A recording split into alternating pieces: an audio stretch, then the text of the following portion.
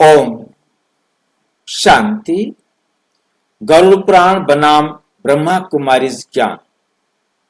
आज हम चौथा विषय ले रहे हैं, यमदूत और यातना शरीर। ये एक आपको नई बात आज मिलेगी जो वहां अब तक शायद आप में से कोई जानते होंगे। यातना शरीर के बारे में से आप में कोई जानता है? यातना बोले तो दुख होना, शरीर द्वारा हमें दुख मिलना। उसका नाम यातना शरीर रखा गया है जो गरुड़ पुराण के अंदर दिया गया है, क्योंकि ये शरीर तो हमने जला दिया। ओम शांति भाई जी। हाँ जी भाई जी, पिंडदान के बाद यातना शरीर तैयार होता है। हाँ, तो हम जो है ना, ये शरीर जो है हमारा, इस शरीर को जला दिया। अब आत्मा को कैसे दुख देंगे? उनके सामने प्रश्न खड़ा हो गया। तो उन्होंने कहा कि जो आपने मरने के बाद आटे के पेड़े 5 बना करके शमशान भूमि में रखते हैं, आगे जहां जहां पूज करते हैं वहां पर सारा पिंडदान करते रहते हैं, तो उससे वो एक शरीर बन जाता है जो 1 हाथ जितना होता है। ये हमारा जो हाथ है ना, ये 1 हाथ जितना, समझ रहे हैं? ये नीचे कोहनी से लेकर के हाथ तक, ये जो है ना, ये इतना शरीर जो है ना बन जाता है। और उसको वो फंदे में डालकर लेकर चलते हैं और उसको जो है ना मतलब गर्म हवाओं में से, कढ़ाई में से, जहां भी ले जाना होता है, क्योंकि आत्मा को तो कोई दर्द हो नहीं सकता, तो उसको सजा कैसे देंगे? तो उसके लिए ये शरीर बनाया जाता है जिस शरीर के साथ वो उनको दुख मिलता है। तो अब हम इसको देखेंगे, गरुड़ पुराण बनाम ब्रह्मा कुमारी का आध्यात्मिक दृष्टिकोण। आज हम एक महत्वपूर्ण विषय पर चर्चा करने जा रहे हैं। नंबर 1 तो है यमदूत और दूसरा है यातना शरीर। ये 2 विषय हैं।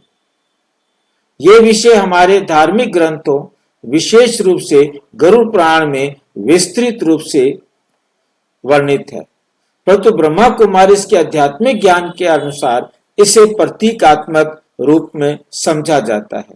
तो आइए इन दोनों दृष्टिकोणों को विस्तार से समझते हैं। गरुड़ पुराण में यमदूतों का वर्णन। गरुड़ पुराण में कहा गया है कि जब कोई व्यक्ति इस संसार को छोड़ता है तो उसके पापों के अनुसार यमदूत उसे नरक में ले जाने के लिए आते हैं। यमदूत अत्यंत भयानक स्वरूप वाले होते हैं, काले रंग के होते हैं, लाल आंखें वाले होते हैं, बड़े बड़े दांत होते हैं। वो पापी आत्मा को यातना शरीर, सूक्ष्म शरीर, जिसे हम सूक्ष्म शरीर में समझेंगे कि शायद हमारे जैसा सूक्ष्म शरीर, जिसका कोई मतलब जो है ना क्या बोलते हैं, आकार पकड़ नहीं सकते हम, उसका शरीर नहीं होता है हम पकड़ सके, केवल हम उसे देख सकते हैं। नाम उन्होंने भी उसको सूक्ष्म शरीर दिया है, प्रदान कर उसे विभिन्न यातनाओं से गुजरने के लिए मजबूर करते हैं। नरक में वे अपने बुरे कर्मों का दंड भोगता है। इस ग्रंथ के अनुसार जो व्यक्ति अधर्म करता है उसे यमराज के दरबार में ले जाया जाता है। जो पुण्य का काम करते हैं वो तो सीधा स्वर्ग में चले जाते हैं, परंतु जो अधर्म के काम करते हैं उन्हें यमराज के दरबार में ले जाया जाता है। वहां उसके कर्मों का लेखा जोखा किया जाता है, फिर उसे उसके कर्मों के अनुसार स्वर्ग या नरक में भेजा जाता है। अब यहां पर गड़बड़ बात हो गई कि स्वर्ग या नरक में भेजा जाता है। अब लेखा जोखा करना है, पहले ही कंडीशन हो जाती है कि जिसने पुण्य के कर्म किए हैं वो स्वर्ग में जाएगा, जिसने पाप के कर्म किए हैं वो नरक में जाएगा।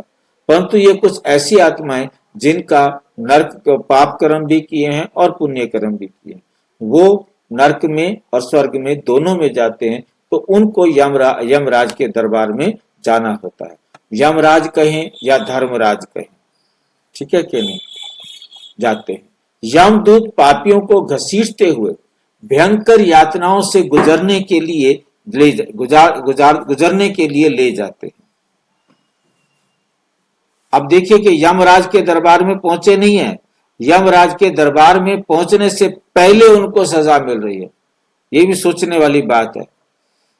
मतलब ये बात क्लियर अपने दिमाग में हम इस इमेज को देखें, यमराज के पास पहुंच करके फिर इसका न्याय होगा, वो हम आगे करेंगे। परंतु अभी वो यमराज के दरबार नहीं पहुंचे, यहां से पहले दिन से जैसे ही आत्मा निकली तो इसके जो 5 पिंड हमने दिए थे, और उन पिंडों से जो 5 पिंड डेड बॉडी के साथ रखते हैं जलाने के लिए, वो वास्तव में वहीं जल गए। लकड़ियां भी जल जाएं, पिंड भी जल जाएं तो बात एक ही है, अनाज जले चाहे वो जले, बात तो एक ही है। तो परंतु वो समझते हैं कि हम वो जो है ना, यमदूत ने तो आत्मा उस टाइम निकाल ली थी जब उसका संस्कार भी नहीं किया था। अब उसका संस्कार, उसके बाद यमदूत जो है ना, यहाँ पर जो कहानी शॉर्ट में बताई नहीं है, तो यमदूत क्या करते हैं कि उसको खाते हैं। उसको जब है ना, हम यदि यमदूत के लिए हम भोजन ब्राह्मण को खिलाते हैं तो वो भोजन यमदूत को प्राप्त होता है। यमदूत कुछ खुद खाते हैं और कुछ उसको खाने के लिए देते हैं। जिनके परिवार वाले पहले दिन से लेकर 10 दिन तक यदि ब्राह्मण को भोजन नहीं खिलाते हैं तो यमदूत उसके उस क्या बोलते हैं, जो पिंड बना है उसका एक हाथ का, उसको नोच नोच करके खाते हैं, उसको तंग करते हैं, उसको मारते हैं। मतलब तुम्हारे बच्चे तुम्हारे ब्राह्मण का खाना भी नहीं खिला सकते। अब हम भी भूखे हैं तो हमें भूख लगी है तो हम क्या खाएं, तो वो उसको खाते हैं। समझ में नहीं आती बात कि कौन किसको खाते हैं। यमदूत उनको खाते हैं, उनका जो एक हाथ का हाथ। ब्राह्मण खाते हैं जी भाई जी, वो जो जिनके यहाँ डेथ हो गई समझो, उनको ब्राह्मण खाते हैं, लूटते हैं, पैसे खाते हैं। वो तो खाते, ब्राह्मण को भोजन खिलाओ। यदि ब्राह्मण भोजन खाता है तो वो यमदूत के पास पहुंचता है, ब्राह्मण का खाया हुआ भोजन यमदूतों को तृप्ति हो जाती है और वो उसको बड़े आराम से लेके। हाँ जी, ब्राह्मणों ने रचा है ना भाई जी। हाँ, ये ब्राह्मणों ने रचा है, ये ब्राह्मणों ने रचा है ना उनके। बिल्कुल बिल्कुल बिल्कुल, ब्राह्मण ने रचा है अपनी कमाई के लिए। तो उसके बाद ताकि जो है ना वो वहां पर खाना नहीं खाएंगे खिलाएंगे, तो वो उनको जो है ना नोच नोच कर खाते हैं। खाना खा लेते हैं तो वो तृप्त हो जाते हैं, तो उनको सहजता से ले जाते हैं, उनको सजा कम मिलती है। और वो फिर वहां चिल्लाता है, कराता है, मैंने तुम्हारे लिए इतना धन छोड़ा, तुम मेरे लिए इतना भी नहीं कर सकते थे। तो वो उनको श्रापित करता है, जिसको कहते हैं जी आपको पितृदोष लग गया है, आपने पितरों को ठीक प्रकार से पितृ तर्पण नहीं किया है, उनका दश गात्र नहीं किया है, उनका पिंडदान नहीं किया है, जिसके कारण उनका दोष लगा हुआ है, इसलिए आपके जीवन में दुख है। अब आप पिंडदान करो और दश गात्र करो, नारायणी बलि करो, तो आपको भी क्या मिलेगी, उस दुखों से छुट्टी मुक्ति मिल जाएगी। तो ब्रह्मा जो डरते हैं ना उनको डराने के वास्ते, जो डरते नहीं उनको कुछ भी नहीं होता उसका। जो ब्राह्मणों के चक्कर में नहीं जाते, जो हिंदू धर्म वाले नहीं है, वो भी तो मरते, वो तो कोई नहीं जाते दश गात्र करने, पिंडदान करने, तो उनको कुछ नहीं होता क्या। मतलब ये समझने वाली बात है ना कि उनके लिए क्या ये यमदूत नहीं है, परमात्मा तो सबका एक है और यमराज है तो सबके लिए एक है, सबको लेके जाना उनका काम है। परंतु ये है कि ये कहानियां बना दी हैं। ब्रह्मा कुमारिस के अनुसार यमदूत और नरक का ये वर्णन प्रतीकात्मक है। वास्तव में हमें अपने कर्मों का फल इसी संसार में और अगले जन्म में भोगना पड़ता है। कोई यमदूत हमें नरक में ले जाने के लिए नहीं आता है, कोई भी आत्मा को ले जाने के लिए कोई नहीं आता। हमने कल बात की थी कि यमदूत किसे कहते हैं, बताया था, किसको याद है जरा, किसको याद है यमदूत? भाई जी आपने जो कर्म होते हैं वही हमारे कर्म ही हमारे यमदूत। यमदूत किसे कहा जाता है, कल हमने चर्चा की है भाई जी। भाई जी यम आगते मतलब काल आ गया। यम माना रुकना, यम नियम होते हैं ना, हाँ, योग के अंदर यम नियम, तो यम माना होता है रुकना। ठीक है, जैसे हम सांस को पेट में, हाँ, तो हाँ, तो जब मौत आ जाना, जब आत्मा शरीर में थी तो शरीर चल रहा था, परंतु जैसे ही आत्मा शरीर से निकली तो शरीर रुक गया। तो इसको लिखा गया कि शरीर में यम आगते, मतलब शरीर को जो है ना यम आ गया है, चलता हुआ शरीर रुक गया है। अब उन्होंने तो अपनी बात समझ ली कि भाई आत्मा चली गई है, परंतु आगे वालों ने एक बीच में से न जैसे वो पकड़ लेते ना बात को पकड़ लिया कि भाई यमदूत आया, यम आया, वो आत्मा को ले गया। तो यम आया था तो क्या करने आया था? आत्मा को ले जाने के लिए आया था। शरीर अकड़ गया है, शरीर रुक गया है, चौथा शरीर रुक गया है, आत्मा चली गई है, तो उसके लिए यमदूत आत्मा को ले गए थे। भाई अच्छा चलो ठीक है। तो उसके बाद जो है ना क्या होता है, काल आगते, समय आ गया। किसका समय आ गया?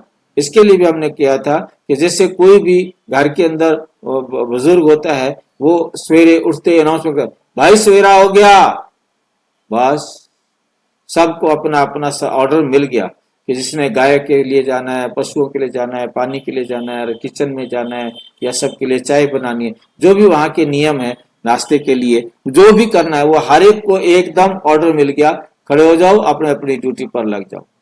तो इसी प्रकार से समय आ गया। किसका समय आ गया? आत्मा के शरीर छोड़ने का समय आ गया। स्कूल की छुट्टी होने का समय आ गया, दफ्तर की छुट्टी होने का समय आ गया, सोने का समय आ गया, या चलने का समय आ गया। मतलब किसी भी चीज के लिए समय आता है, ऐसे ही आत्मा के शरीर छोड़ने का समय आ गया। कहते काल आया और आत्मा को लेकर चला गया, यमदूत आया, आत्मा को लेकर चला गया। बाकी आत्मा स्वयं शरीर छोड़कर गति करती है। उसकी मां ने यदि उसके लिए 3 महीने का गर्भ दुनिया के किसी भी कोने में बना रखा है, आत्मा जिस सेकंड में इस शरीर को छोड़ती है, उसी सेकंड के अंदर वो चाहे दुनिया के कितने भी दूर घने जंगलों के पार, यदि उसकी मां ने उसके लिए गर्भ तैयार किया हुआ है, तो उसने वहां उसी सेकंड में पहुंचना है, दूसरा सेकंड नहीं आता। और हर जन्म में मनुष्य ही बनते हैं, पशु पक्षी योनि में नहीं जाते। तो यहां पर हमें समझ में आया कि आत्मा सीधा मानव शरीर के गर्भ में ही, माता के गर्भ में ही प्रवेश करती है। ये सोचिए कि उसने अभी शरीर में है, छोड़ा नहीं है, परंतु उसके माता पिता ने उसके लिए शरीर बना दिया है। ये परम पिता परमात्मा ने परम धाम से आकर ये सत्य समझाया है। कोई यमदूत आत्मा को लेने के लिए नहीं आते। यदि यमदूत आत्मा को लेने के लिए, स्मृति तो उसके साथ में जाती है ना? हाँ जी, भाई जी, हाँ, वो उसके ये जन्म की स्मृति अगले जन्म में तो जाती संस्कार जाते हैं, स्मृतियां नहीं। स्मृतियां वो जाएंगी जिनकी पार्ट बजाना है, अदरवाइज नहीं। आत्मा के संस्कार साथ जाते हैं, उन्हीं संस्कारों के हिसाब से वो अपने शरीर का निर्माण करते हैं।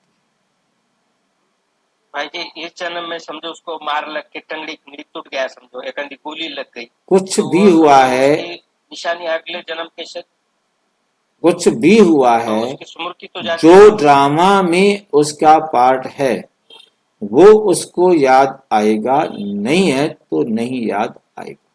संस्कार आत्मा के साथ याद जाते। भले नहीं आओ भाई जी, याद नहीं आन दो, पर उसको निशानी वहां पे जाके आगे जो नया जो भाई जी शरीर वो मिला है उसे ना, उसका ड्रामा में, निशानी उसको याद ड्रामा नहीं में आती। काउंट करो ना। ड्रामा में जो जाना है वो जाएगा ना। ड्रामा के, हाँ तो इधर की स्मृति वहां तो गई ना, किसी किसी के समझो ड्रामा अनुसार। हाँ, जो ड्रामा अनुसार तो कुछ भी हो सकता है ना, उसको तो हम कुछ नहीं चेंज कर सकते ना, ड्रामा को। समझो अभी इस जन्म में हमारे पैर, किसी के पैर दुखते हैं समझो इस जन्म में, तो गए जन्म में कुछ पैर से कुछ किया होगा, तो उसकी स्मृति आने से वो पैर में उसका दर्द शुरू हो जाता है। अब कुछ भी होता है भाई जी, दुनिया भर की कहानियां हैं। उन कहानियों का हम यदि यहाँ जिक्र करने लगेंगे तो वो बहुत लंबा हो जाएगा।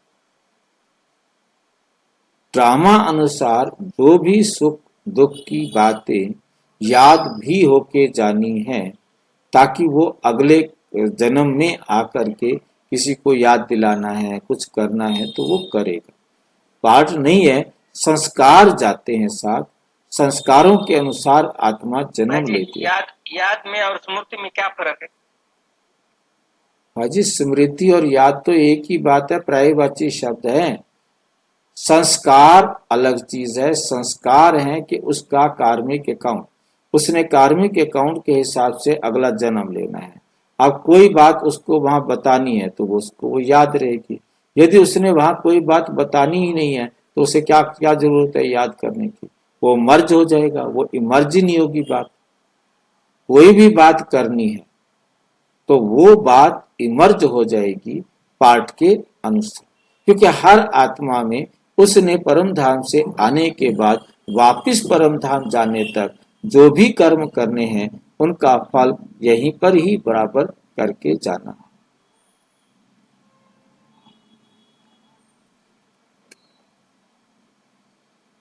नर्क की स्थिति तैयार करते हैं मुख्य आध्यात्मिक सिद्धांत। और हमारे पास क्या होता है कि जो उसके कर्म है, कोई यमदूत नहीं होता नर्क में ले जाने के लिए, बल्कि हमारे ही कर्म, हमारे लिए अच्छे कर्म किए हुए हैं तो स्वर्ग वाला परिवार मिल जाएगा, बुरे कर्म किए हुए हैं तो नर्क वाला परिवार मिल जाएगा। नर्क की और स्वर्ग की स्थिति तैयार करते हैं। मुख्य आध्यात्मिक सिद्धांत क्या है? नंबर 1, कर्मों का सिद्धांत। जैसा कर्म वैसा फल।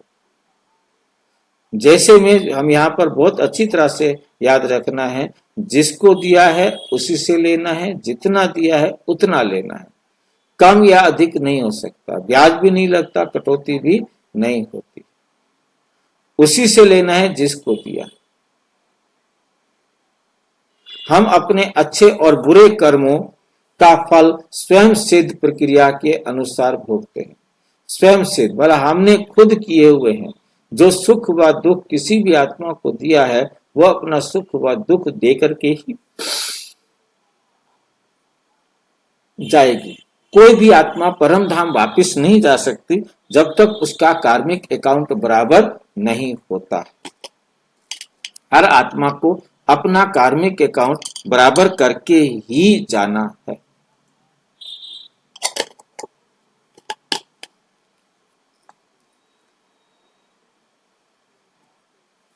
नंबर 2, यात्रा शरीर नहीं बल्कि कर्मों का प्रभाव है। जब कोई व्यक्ति शरीर छोड़ता है तो उसका सूक्ष्म संस्कार ही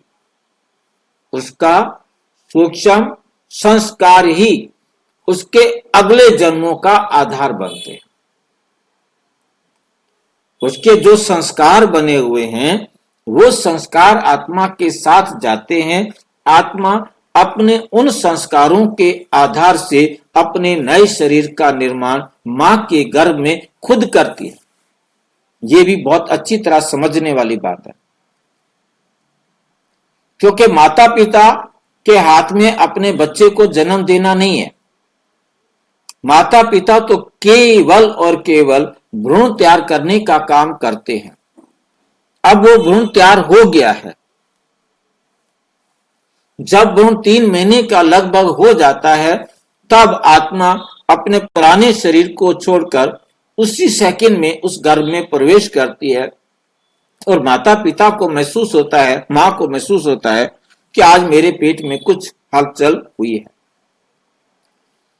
अब आत्मा के जाने के बाद आत्मा अपने शरीर को कैसा बनाना है, गोरा बनाना है, काला बनाना है, मंद बुद्धि बनाना है, तेज बुद्धि वाला बनाना है, अंधा बनाना है, लंगड़ा बनाना है, कैसा बनाना है।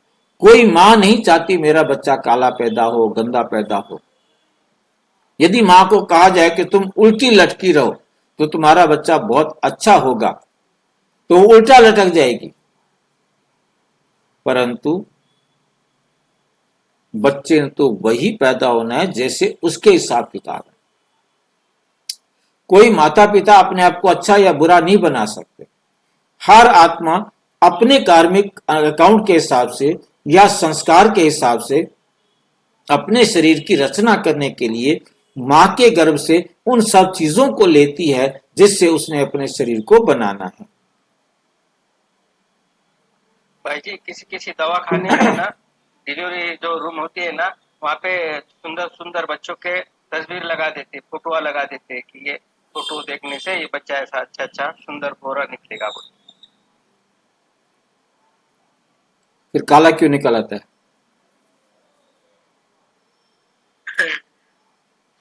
सही बात है। नहीं, ऐसी ऐसी मान्यता है भाई जी। फिर मैं भाई देखा हुआ ऐसा मान्य होता तो है। समझे, एक शुभ भावना रखना कोई बुराई नहीं है। ये शुभ तो भाव, दुनिया वालों का कथन है भाई जी। हाँ जी, ये दुनिया वालों का कथन है कि गोरा बच्चा होगा, ये तस्वीर देखने से इसके संस्कार माँ जैसे होंगे, ये दुनिया वालों का कहना है। दुनिया वालों का कहना हो, किसी का भी कहना हो, ऐसी तस्वीर लगा दी थी, निग्रो निग्रो बच्चे की लगा दी तो निग्रो बच्चा पैदा हो गया था, ऐसा बोलते हैं अपने को। देखिए भाई जी, बात यहाँ आती है कि अपने देश में उनके निग्रो बच्चे भी उनको सुंदर लगते हैं, उनके वो भी अपने आप में सुंदर होते हैं। सिर्फ रंग गोरा होने से नहीं होता है। बात सारी समझनी है। वो ये कि हम जो उनको समझाना चाह रहे हैं, वो ये समझाना चाह रहे हैं कि हर आत्मा अपने शरीर की रचना खुद करती है अपने संस्कार के अनुसार। वही माँ होती है, एक बच्चा कैसा पैदा हुआ है और दूसरा कैसा पैदा हुआ है, माँ तो वही है। जुड़वा बच्चे भी अलग अलग संस्कार वाले होते हैं। तो कहने का भाव है कि माता पिता केवल बच्चों को जन्म देने के लिए सहयोग दे सकता है, परंतु कैसा बनना है वो उस आत्मा के अपने संस्कार हैं। उन्हीं संस्कारों के आधार से वो अच्छा भी बन सकता है, वो खराब भी बन सकता है। जैसा बनना है वो सब, माता पिता का उसमें कोई हाथ नहीं है। और उसने इन माता पिता को इसलिए चुना है कि उसका कार्मिक अकाउंट इस माता पिता के साथ है, और उसने पेरेंट्स को सुख देना है तो सुख देगा, दुख देना है तो दुख देगा। वो भी उसका कार्मिक अकाउंट है, तभी तो इस पेरेंट्स को चुना है उसने। तो संस्कार आत्मा के साथ जाते हैं और कार्मिक अकाउंट के हिसाब से वो अपने शरीर की रचना करते हैं और आगे चलता है। तो हमें समझ में आया, अगले जन्म का आधार उसके कर्म है। अब उसने कर्म अच्छे किए हुए हैं, जिन लोगों को सुख दिया है उनके परिवार में जाकर जन्म लेगा, उनसे सुख लेगा। और जिसने दुख दिया हुआ है वैसे परिवार में जाके जन्म लेगा जहां वो उसको दुख देंगे, या वो हिसाब दुख लिए लेकर के गया है तो वहां जाकर दुख देगा। क्योंकि जो लिया और दिया है आत्मा वही रहेंगी, उन्हीं आत्माओं को जाके वो उतना दुख देगा, और सुख है तो सुख भी देगा। मान लो किसी को मैंने 4 सुख दिए हैं, 2 दुख दे दिए हैं, ये काट नहीं सकते। 4 सुख भी मैंने उसको देना है जिससे 4 सुख लिए हैं, और 2 दुख मैंने जो उससे दिए हैं वो 2 दुख भी मैं उससे लूंगा। कटेंगे नहीं, या कटती नहीं होती है। यमदूत प्रतीकात्मक हैं, यह हमारे भीतर के नकारात्मक संस्कार, विकार और डर को दर्शाते हैं, जो हमें दुख और कष्ट की अनुभूति होती है, क्योंकि हमने गलत काम किए हुए हैं। तो जिनको साथ गलत किया है वो अंत में उनको दिखाई देते हैं, उनको सारी याद आती है बातें अंत में, तो उनको दिखाई देते हैं कि मैंने इसके साथ बुरा किया था, अन्याय हुआ था, मेरे से गलती हुई थी। तो उसको अपने एहसास होता है कि मेरी क्या गलतियां हैं। यदि उसका कोई कार्मिक अकाउंट बराबर नहीं हुआ है तो अपना कार्मिक अकाउंट बराबर करके ही जाएगी। बिना कार्मिक अकाउंट बराबर किए कोई भी आत्मा अपने घर वापस नहीं जा सकती। घर परम धाम जाना होता है, और वो भी पूरे कल्प में एक बार आत्माएं एक साथ सारी जाती, अलग अलग नहीं। अलग अलग तो यहां से शरीर छोड़ा तो दूसरी जगह जाके उसने जन्म ले लिया। परमानेंट जब आत्माएं परम धाम जाएंगी तब वह एकदम एक साथ एक ही सेकंड में जाएंगे, अलग अलग नहीं। क्योंकि आखिरी कार्मिक अकाउंट बराबर करेंगे और वो अपने घर। नंबर 4 आता है नर्क और स्वर्ग इसी जन्म में। जब हम अच्छे कर्म करते हैं तो हमारा जीवन सुखमय होता है, शांति और आनंदमय बनता है, स्वर्ग कहलाता है। और जब हम बुरे कर्म करते हैं तो मानसिक तनाव, दुख और पीड़ा का सामना करते हैं तो नर्क होता है। तुम्हें समझ में आया होगा। यमदूतों का आध्यात्मिक अर्थ अगर हम गहराई से विचार करें तो यमदूत वास्तव में हमारे अहंकार, भय, क्रोध, लोभ, वासना के प्रतीक है। जब व्यक्ति इन नकारात्मक गुणों से भर जाता है तो उसका जीवन स्वयं ही नर्क बन जाता है, स्वयं ही नर्क बन जाता है। नर्क कहीं बाहर नहीं, हमारे ही विचारों और कर्मों में है। जैसे हम विचार करते हैं हम नर्क में तो नर्क में। अब ये सुअर है, वो कीचड़ में पड़ा है, कहता है मैं तो स्वर्ग में हूं। वो कभी ये नहीं सोचता कि मुझे साफ पानी में कहीं ले जाओ, साफ पानी में मुझे आराम मिले। उसको नहीं, इसको जहां पानी मिला है, जहां मिला है वहीं पर ही वो अपने आप को संतुष्ट करता है। वो साफ पानी में रहने के लिए नहीं जाता। हमारे विचारों और कर्मों में है कैसे बचें नर्क और नर्क जैसी स्थिति से। नर्क जैसी स्थिति से, अवस्था से हम कैसे बचें? श्रृंगार नहीं, संस्कार सुधारें। श्रृंगार नहीं, संस्कार सुधारें। आदतों को सुधारना है, ये बाहरी श्रृंगार नहीं। बाहरी पूजा पाठ से अधिक जरूरी है अपने आचरण को दिव्य बनाना। अच्छे कर्म करें, प्रतिदिन आत्मा को पवित्र और सशक्त बनाने के लिए ध्यान और सत्य कर्म करें। बाबा की याद में रहें। परमात्मा शिव बाबा के साथ योग स्मृति लगाकर अपने संस्कारों को शुद्ध करें। धर्म और अध्यात्म में भेद समझें। केवल शास्त्रों की कथाओं को ना माने, बल्कि गहरे अध्यात्म सत्य को समझें और उसे जीवन में अपनाएं। क्योंकि सच्चाई जो है उसको हमने अपने जीवन में अपनाना है, क्योंकि जो झूठ है उसके भ्रम में पड़े नहीं रहना है। प्रिय आत्माओं, यमदूत और यातना शरीर की धारणा हमें भयभीत करने के लिए नहीं, बल्कि ये समझाने के लिए है कि हमारे कर्म ही हमारे भाग्य का निर्माण करते हैं। गरुड़ पुराण में जो कुछ लिखा है उसे आध्यात्मिक दृष्टि से समझने की जरूरत है। ब्रह्मा कुमारी हमें सिखाते हैं कि स्वयं ही अपने स्वर्ग और नर्क के रचयिता हैं। हम ही अपने स्वर्ग और नर्क के रचयिता हैं। तो आइए आज से अपने जीवन को पवित्र और श्रेष्ठ बनाएं। योग और ज्ञान की शक्ति से अपने भीतर के यमदूतों को समाप्त करें और आत्मा को दिव्य स्थिति में ले जाए। ओम शांति। और विस्तार से जानने के लिए प्रजापिता ब्रह्मा कुमारी ईश्वरीय विश्वविद्यालय के किसी भी सेवा केंद्र पर संपर्क करें। और यदि कोई प्रश्न है तो 9213106986 पर केवल टेलीग्राम करें। 9650692270 पर केवल व्हाट्सएप करें, फोन नहीं। ओम शांति।